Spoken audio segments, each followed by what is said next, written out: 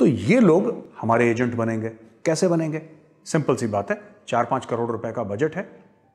एक मौलवी को बोला कि भाई देखो, तुम्हारी तनख्वाह की इनको ये 5-10 रुपए मिलते हैं, ज़्यादा पैसे मिलते नहीं है। उनसे बोलना, देखो मौलवी साहब, SUV आपको देंगे, एप्पल का मोबाइल फ़ोन आपके पास होगा, मकान आपको देंगे, ठीक है, सोशल मीडिया टीम आपकी बैठेगी दुबई में, राइट, और हर महीने आपको 2 लाख रुपए फिक्स आपके दुबई से आते रहेंगे आपके पास, या मॉरिशस से, केमन आइलैंड से, कहीं से 2-2 लाख रुपए हर महीने आपके पास तनख्वाह आपकी आती रहेगी। और आपकी हर चीज़ का, आपके परिवार का, खानदान का, सब कुछ, we will take care of everything. आप बरेलवी हैं, आपका काम है हर हफ्ते एक वीडियो निकालना जिसमें आप देवबंदियों को गाली देंगे।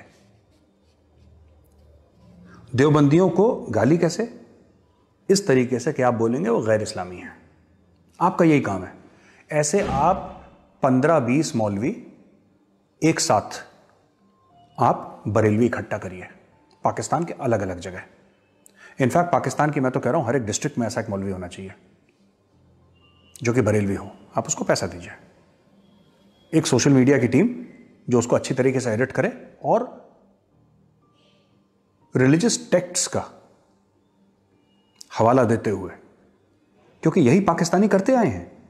जबकि कुरान शरीफ ये नहीं कहता कि शिया कौन है, सुन्नी कौन है, ये नहीं कहता कि बरेलवी कौन है, देवबंदी कौन है, अहले हदीस कौन है, सेवनर कौन है, 12वर कौन है, ये कुछ नहीं कहता। वो तो कहता है कि तुम मोमिन हो। लेकिन उसमें गंद किसने डाली? मौलवियों ने डाली ना गंद उसमें। आम मुसलमानों ने तो नहीं डाली, मौलवियों ने गंद डाली।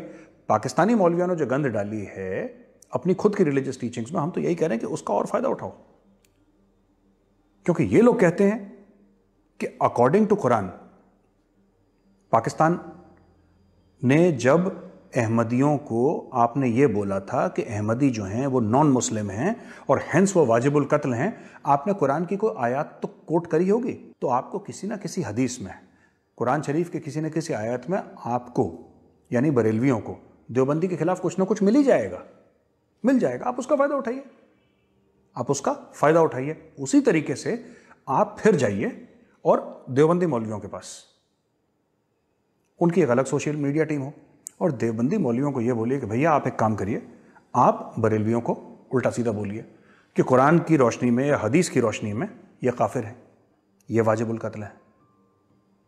6 महीने के अंदर पाकिस्तान में अर्थक्वेक आ जाएगा, क्योंकि इलिटरेसी बहुत है पाकिस्तान में। मैं गरीबी की बात नहीं कर रहा, गरीबी हिंदुस्तान में भी है, कई ऐसे मुल्क हैं जहां पे गरीबी बहुत है। पाकिस्तान में जहालत बहुत है, क्योंकि जब लोग जाहिल होते हैं, जब उनके पास नॉलेज नहीं है, वहां पे साइंस अब उस लेवल की नहीं पढ़ाई जाती एक ज़माने में, जबकि उनके पास नोबेल प्राइज विनर है साइंटिस्ट, उसको तो खैर अहमदी करके उसको गायब भी कर दिया इन लोगों ने।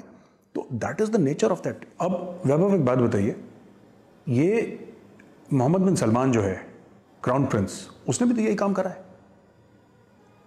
देखिए जनरल फैज़ जो हैं ISI चीफ, उनको एक बार नहीं मिले वो, जनरल कमर जावेद बाजवा को एक बार नहीं मिले, लेकिन एक प्लेन भेजा और बोला कि जितने भी मौलवी हजरात हैं सब पहुंच जाइए सऊदी अरेबिया। देखो वाइंड एंड डाइंड, और ताहिर अशरफी साहब, और शाम का वक्त हो रहा है, रिकॉर्डिंग चल रही, तो ताहिर अशरफी साहब आपके शौक से हम वाकिफ़ हैं, हमारे हाथ में तो पानी का गिलास है, आपके हाथ में जाम होगा पक्का, क्योंकि हम टीवी पे देख चुके हैं, आप शराब पीने के बहुत आपको शौक है। चीयर्स हम आपको यहीं से, इंडिया से चीयर्स कहते हैं आपको, उत्तर प्रदेश से मौलाना साहब वहाँ पे चीयर्स कर रहे होंगे।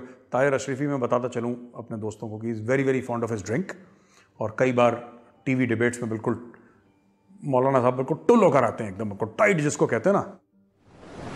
अस्सलाम वालेकुम। अगर आप मुझे सुन सकते हैं, क्योंकि मैं आपको बड़ा थोड़ा सुन सकता हूँ जी।